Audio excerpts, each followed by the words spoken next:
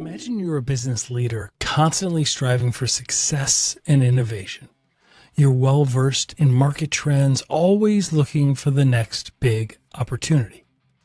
The world of cryptocurrency catches your eye like it has so many others.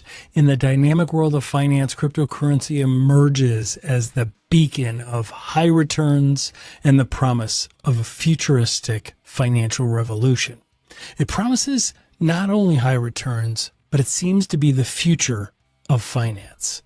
But with great potential comes great risk. You've got to navigate these waters cautiously, and you need to understand the potential pitfalls to avoid falling victim to cybercrime, scams, pyramid schemes, Ponzi schemes, or even worse. This is the story of the rise and fall of OneCoin and the hunt for Ruja Ignatova.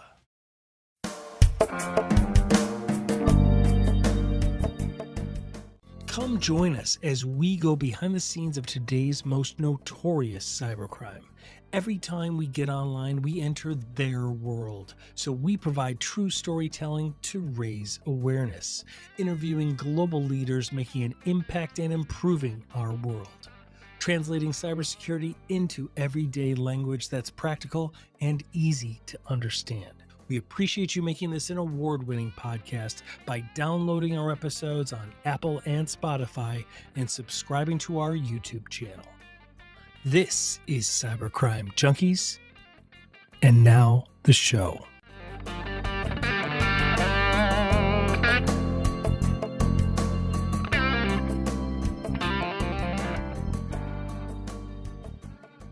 In the mid-2010s, the world of cryptocurrency was rapidly evolving.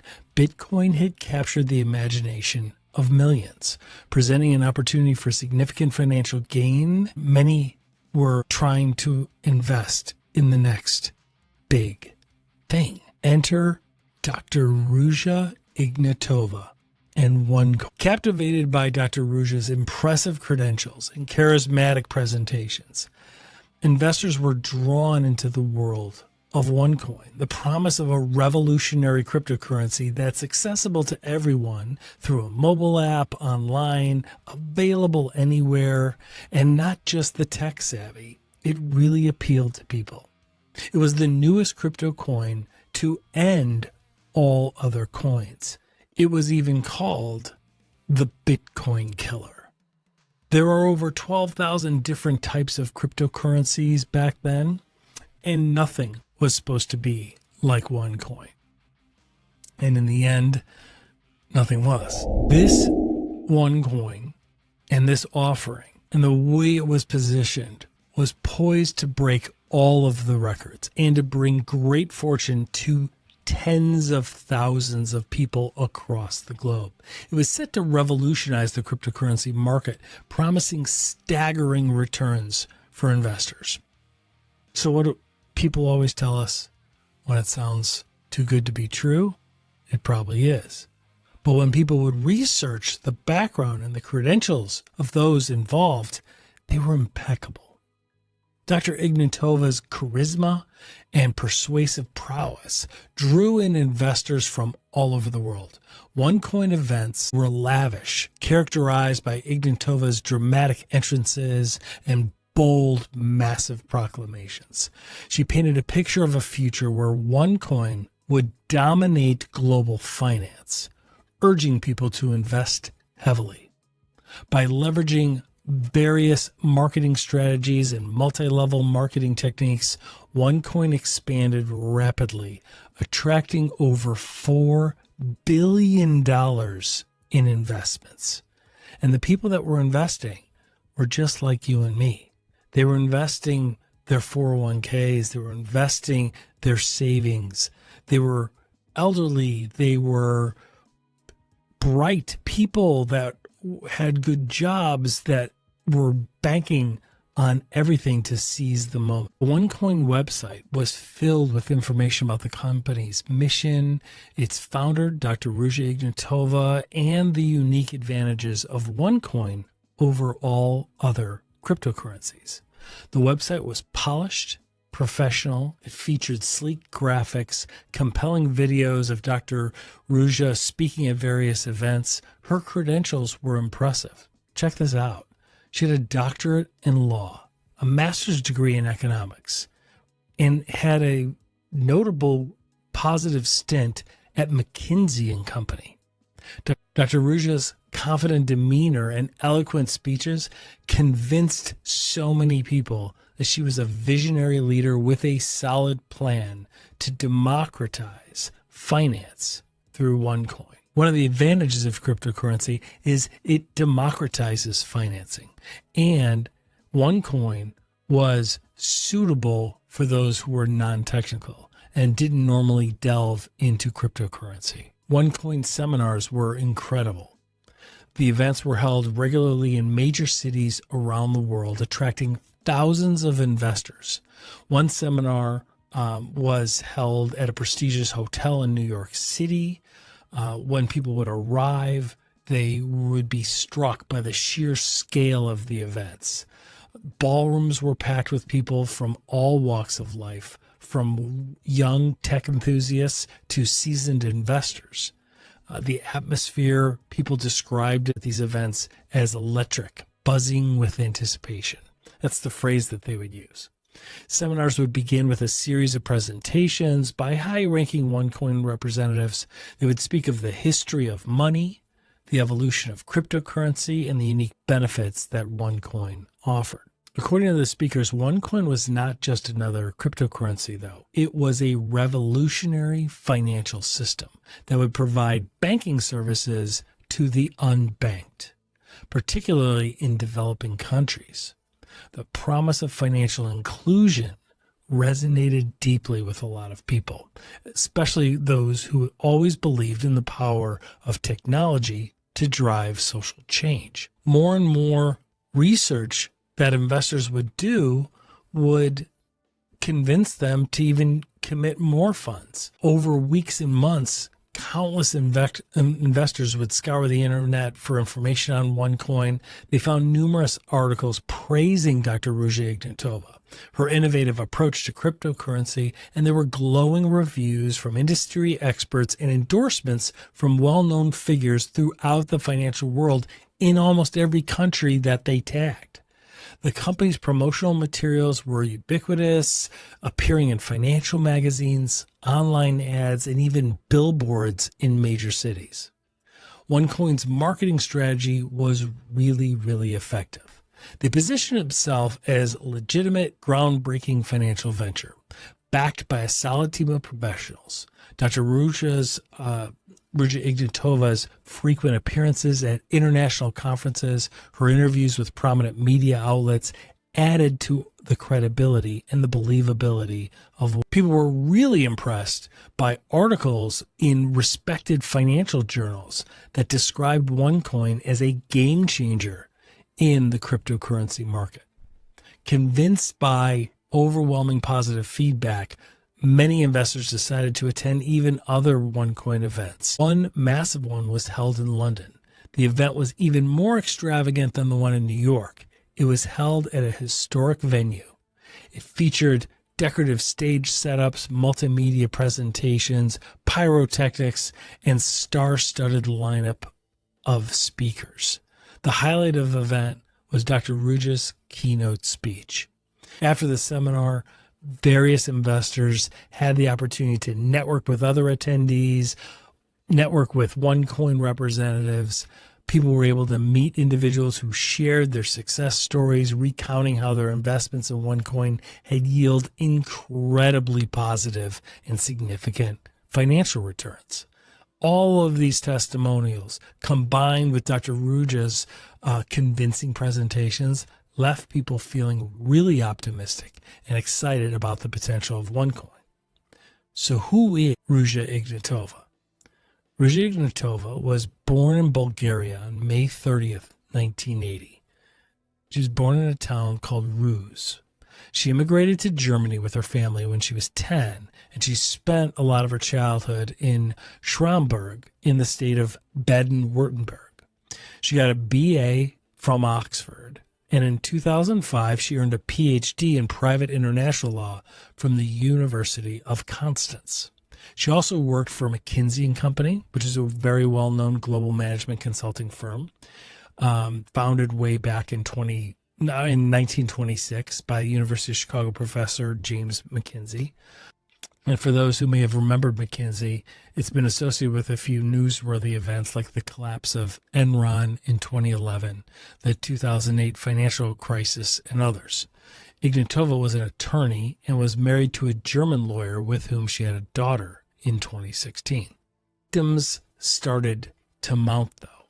One victim was named Jen McAdam, and there was a documentary on BBC. Check it out. We'll have links in the show notes. Jen McAdam told BBC that back then she and her friends and her family threw $250,000 of their life savings, all of them pooled together, all into OneCoin.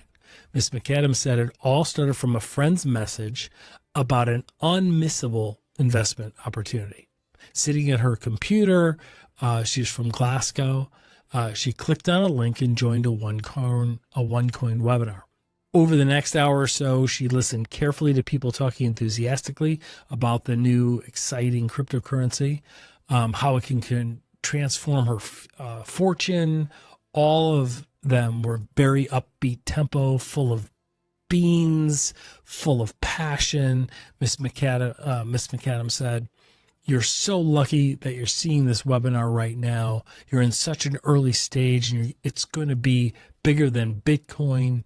It's going to be so much bigger." Ms. McAdam said it took her months to realize that it wasn't what it seemed. As the victims started to mount, the lifestyle of Ruja Ignatova and the other founders, which included her brother and the face of Bitcoin, which was this Sebastian Greenwood, their lifestyles became insanely lavish. Court records now show that she lived a lavish lifestyle while an alleged fraud was going on in the background. She steered vast amounts of all of the investments that were being done into OneCoin, into everything from real estate in Belgrade, Serbia, to racehorses in Abu Dhabi, in the UAE, United Arab Emirates, to an oil field in Madagascar. Reports say that a 4-bedroom luxury flat in London kept a number of fine artworks hidden in the apartment, including even a rare Andy Warhol piece. The property was purchased by a shell company. And the reason we're bringing up this property is it plays into the most recent news about her whereabouts. This property in London was purchased by a shell company in 2016, which kept the Cryptoqueen's name out of the picture. Just before she leased the London flat, she pled guilty to a German bankruptcy case. Her former attorney today is now accused of money laundering after transferring over $20 million in order to finance the property. He played a crucial role by issuing legal opinions claiming that OneCoin was legitimate back in 2014.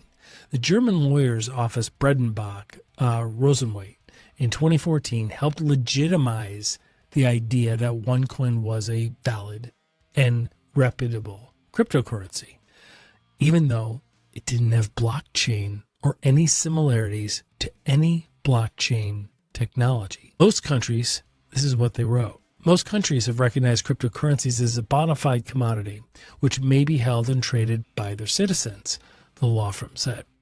In our opinion, the OneCoin is a legitimate product, limited to 2.1 billion coins, the law firm added back in December of 2014. For a peak period, all of these investors saw their account funds with OneCoin within their account platform on OneCoin skyrocket, right? In a short time, many of them saw their investments double. OneCoin kept growing fast, and Dr. Ruja started to spend her new fortune. She bought multi-million-dollar properties, not only in the places that we've talked about, but also throughout the Bulgarian capital of Sofia, as well as the Black Sea resort of Zazopol. And in her downtime, she would throw lavish parties on a luxurious yacht called the Divina. At one, in July 2017, American pop star Bebe Rexha performed on a private set for them. Things could not have been going better until they weren't. See, the hidden secrets about Ruja that people didn't know about are some of these. In 2012, she was convicted of fraud in Germany in connection with her and her father, Plumman Ignatova's acquisition of a company that shortly afterwards was declared bankrupt with very skeptical circumstances. She was given a suspended sentence of 14 months imprisonment, meaning that she had jail hanging over her head. If she violated anything, she would have to go serve 14 months in jail. But that didn't seem to stop her. The following year, in 2013, she founds OneCoin. As OneCoin's popularity soared, so did the suspicions. Blockchain experts and whistleblowers like Bjorn Björk and Jen McAdam began to uncover the fraudulent nature of it. Unlike legitimate cryptocurrencies, OneCoin lacked genuine blockchain, an essential technology for ensuring transparency and security in digital currencies. Despite these red flags, Ignatova's influence kept many investors. There was a report that was discussed in various research findings that we came across. It was a report from a respected blockchain analyst who concluded that OneCoin was like a Ponzi scheme. The report detailed how OneCoin's business model relied on recruiting new investors to pay returns to earlier investors. That's the definition of, rather than generating revenue through legitimate business activities. The Direct Selling Association in Norway called the OneCoin fraud a pyramid scheme back in March 2016. Later that year, the Hungarian central bank claimed that OneCoin was also a pyramid scheme. And then there were some mysterious deaths, and the walls began to tumble down. There was a warrant filed for Ruja's arrest in 2017. Her brother Constantine replaced her as the face of the company, and the co-founder, Sebastian Greenwood, wound up arrested in 2018. Constantine ran when the walls started coming down and law enforcement started to make arrests, but he was ultimately arrested in 2019. So what about all the people that lost the money? Well, there were many of them that have attorneys and that have filed claim after claim with the Bulgarian government, asserting that they're not doing enough to seize the assets. There's several aspects of civil litigation that are going on trying to seize the assets so that they can mitigate some of the losses. There's also the mysterious death of 2 OneCoin representatives, and those were pretty recent, just in 2022. OneCoin advocates were found dead and murdered in Mexico. 2 promoters of OneCoin were found in the Mazatlan, Mexico area.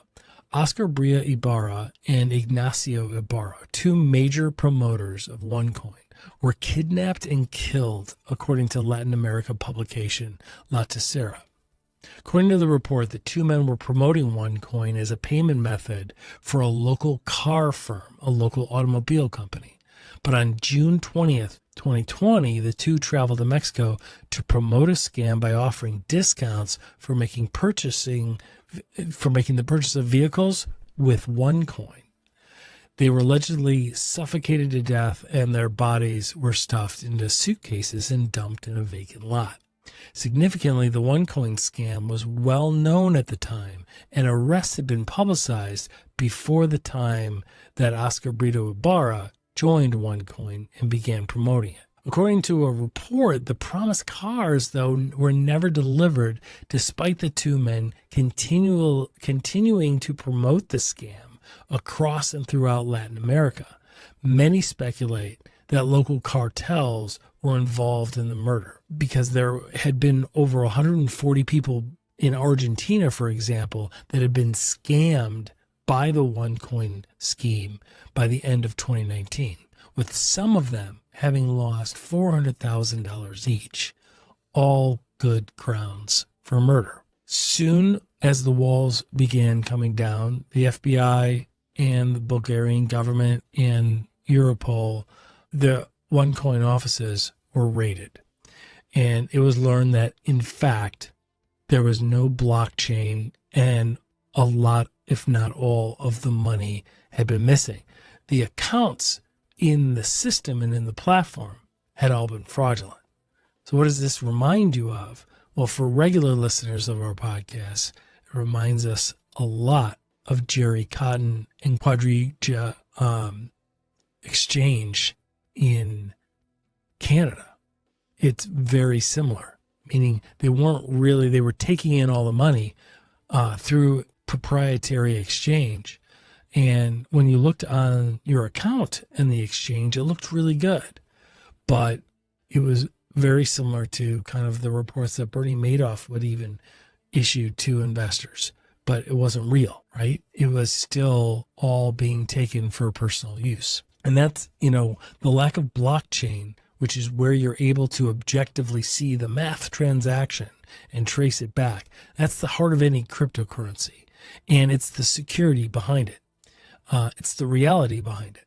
And the crypto exchange that it was hosted on, people couldn't even cash out their coins. People had invested thousands, millions, and actually combined over $4.5 billion in life savings into a crypto coin called OneCoin that never actually even existed. Think about it. Could they trade OneCoin? No. Was it listed on a standard exchange? No. Was there blockchain behind it? No. Was it real? No. So when we think about the inmost cave of OneCoin, the facade began really to crumble in 2017. Investigations revealed that OneCoin was a massive Ponzi scheme.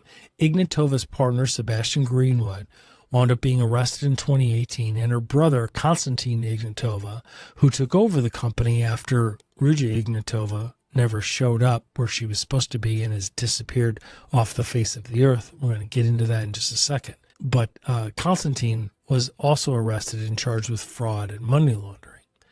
As the net closed in, Ruja Ignatova vanished, and she is vanished without a trace. She was scheduled to be at an event in Portugal. Her disappearance adds a layer of kind of mystery to an already kind of sensational story. Speculations about her fate range from hiding in plain sight to being murdered by a drug cartel, despite global efforts to locate her, including her addition to the FBI's top 10 most wanted list. She's in the top 10 of the FBI's most wanted list. And you have to realize who's on that top 10 list. People like Osama bin Laden are on that same list. There's a lot of people looking for her. Years pass, really, with no definitive information on her whereabouts. In early 2023, reports start to surface that she's been spotted alive. Documents linked to a London property purchase. Remember that property I mentioned earlier? They suggest that she was still maneuvering her financial empire from the shadows. The revelations brought renewed scrutiny and scope for justice among the victims of the OneCoin scam. And there's reasons behind it. Because while there are some stories that were brought out in a podcast and a documentary about some drug lords talking about, she was as good as dead, and they believe she had been murdered off some yacht and her body dismembered. The truth is since then, there have been major property movements, which, because of the new laws now, disclose her whereabouts and show that she is still alive and scurrying. Right. And we believe because of that, you see federal international law enforcement now tightening the reins and offering more money, significantly more money, for information leading to her arrest. This reemergence The reemergence of Ignatova posed critical questions about the effectiveness of international financial regulations and law enforcement. How can a person responsible for one of the largest financial frauds in history remain at large still years later? The resurgence of interest in her, it highlights the need for greater vigilance and coordination in combating global financial crimes. When we think of Ruja on the run, I mean, she went underground in 2017, just at the time when law enforcement was starting to get wind of all the companies and what they'd been doing. She was due to attend an event in Lisbon, but instead she, for some reason, boards a plane to Athens, Greece, and then disappears. And she's never been seen in public since. Her closest confidant, her boyfriend at the time, was even allegedly cooperating with authorities. Her brother Konstantin was indicted and detained in the U.S. after being investigated by the FBI. He was arrested on March 6, 2019 at the Los Angeles airport. He was charged with wire fraud conspiracy stemming from his role. He was later released in prison on a $500,000 bond, which made a lot of people wonder and speculate, because how could a $500,000 bond be issued when there's $4 billion of hard-earned funds and retirement funds and people's life savings missing? He wound up pleading guilty to multiple felonies. Later on that year in 2019, he was free on bond and was awaiting sentencing. He has since been sentenced and then released after serving his time. He agreed to testify against others, and it's leading to several other arrests. And then there's Sebastian Greenwood. Carl Sebastian Greenwood, a marketing specialist for OneCoin. I mean, he even still has a LinkedIn page. Just check it out. He's been facing jail in Manhattan and has since been sentenced. But he was the public face of OneCoin. He was the one on stage, you know, when they have those massive events in London at Wembley. And for those, if you haven't checked those out on YouTube, you know, when Ruja Ignatova comes on stage, they have all this pyrotechnics blowing up, and they're playing Alicia Keys' "This Girl Is on Fire." I mean, it's really pretentious. It's really, there's a lot of pomp and circumstance. Carl Greenwood was still even allegedly masterminding things, able to transfer while he's in custody. He was able to sneak in a burner phone and transfer $20 million worth of funds that should be going to victims, but away from accounts where victims could attach and into his personal accounts. He was aided by a network of lawyers and given a contraband cell phone. He went to trial, was found guilty, and was sentenced to 20 years in federal prison in the Southern District of New York, which is one positive note in this whole story. And they announced that Carl Sebastian Greenwood, when he was found guilty, who co-founded OneCoin with Ruja Ignatova, a.k.a. the Cryptoqueen, was sentenced to 20 years in prison. You know, then the brother of Cryptoqueen, Ignatova, was released from prison after spending 34 months behind bars for his role in the infamous scheme. Was once the de facto leader of OneCoin after his sister Ruja disappeared. He was handed a time-served verdict by the district court, Judge Edgardo Ramos, on March 6, 2024. So it was just a couple months ago. The reason is because he's turned state's evidence, as they say, and he's going to cooperate. Constantine's testimony has already helped to prove OneCoin's lawyer, Mark Scott, guilty of fraud and money laundering. Scott received more than $50 million in compensation from helping in the OneCoin scam. U.S. Marshals have seized Scott's luxury automobiles, mansions, and yacht, and the attorney was disbarred and sentenced to 10 years in prison. Today, Ruja Ignatova remains on the FBI's 10 most wanted list, which she made that historic, achievement in her life in June of 2022. So she went missing in 2017, and it took 4 or 5 years before the FBI actually placed her on the FBI's most wanted list.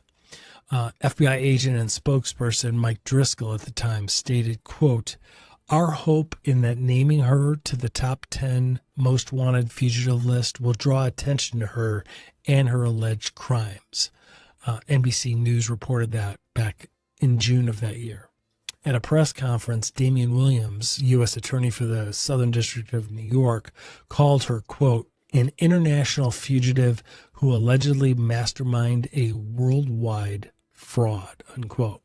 Williams said, quote, "She now sits side by side on the top 10 list with cartel leaders, murderers, and terrorists," unquote. But he adds, that's no act. Recently, as I mentioned, the FBI increased the reward from $100,000 to $5 million. The reward for information, I'm going to let you know about it, and I'm going to give you the number. If anybody that is listening, because we have listeners all over the globe, if anybody is listening that has information, turn it in. They will pay. We've seen it before. The reward for information leading to the arrest of Ruja Ignatova, known as the missing Cryptoqueen, has been raised from $100,000 to $5 million in the past week. This is just a couple weeks ago as we sit here today, the time of this recording, in 2024, by U.S. authorities. Dr. Ruja Ignatova presents herself as a well-educated, successful businesswoman with a Harvard degree and experience in top financial firms. Her credentials are impressive, lending credibility to her claims. She emphasized how OneCoin was different from other cryptocurrencies like Bitcoin, and that it was user-friendly, regulated, and designed to be accessible to everyone, not even just tech-savvy individuals. Documents shown to the Bureau of Investigation reporting, which is called BIRD, B-I-R-D. It's the Bureau for Investigative Reporting and Data, contained an agent report that alleged that Ruja Ignatova, the Cryptoqueen, one of the two co-founders,